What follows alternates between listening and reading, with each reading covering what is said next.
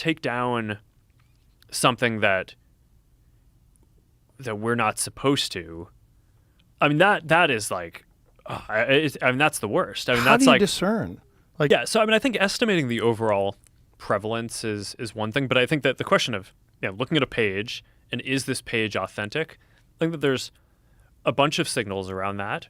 One of the things that we try to do is for large pages, we try to make sure that we know who the admin of that page is. We don't necessarily, if you should be able to run an anonymous page, you don't necessarily need to out yourself and say who you are running it, but we want to make sure that we sort of have like an identity for that person on file, so that way we know, like at least behind the scenes, that that person is real.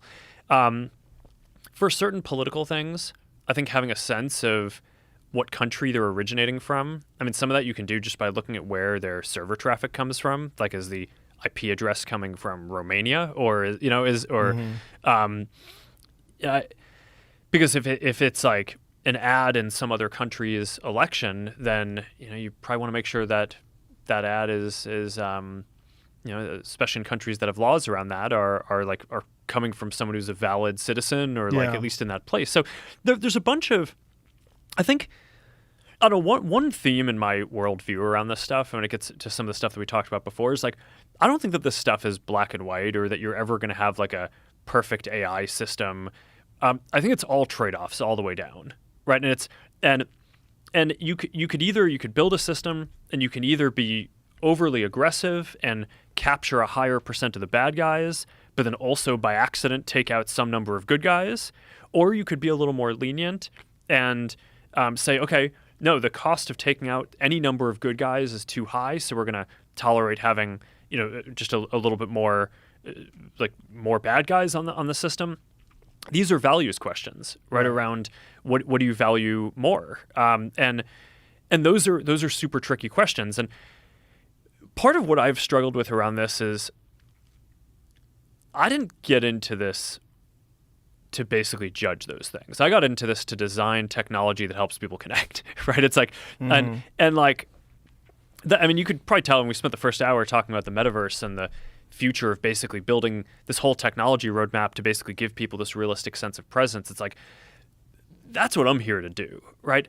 So this whole thing that's like arbitrating what is okay and what is not, I obviously have to be involved in that, because this is at some level, I run the company, and I can't just abdicate that. But I also don't think that as a matter of governance, you want all of that decision-making vested in one individual. So I think one of the things that our country and our government gets right is the separation of powers. So one of the things that I tried to create is we created this oversight board. It's an independent board that basically we appointed people whose kind of paramount value is free expression, but they also balance that with things like, when is there going to be real harm to others in terms of safety or privacy or other human rights issues. And basically that board, people in our community can appeal cases to when they think that we got it wrong, and that board actually gets to make the final binding decision, not us. So in a way, I actually think that that is a more legitimate form of governance than having just a team internally that makes these decisions, or maybe some of them go up to me, although I don't spend a ton of my time on this on a day-to-day basis. But like, I think it's generally good to have some kind of separation of powers where you're architecting the governance, so that way you have different stakeholders and different people who can make these decisions, and it's not just like one private company that's making decisions even about what just happens on our platform. How do you guys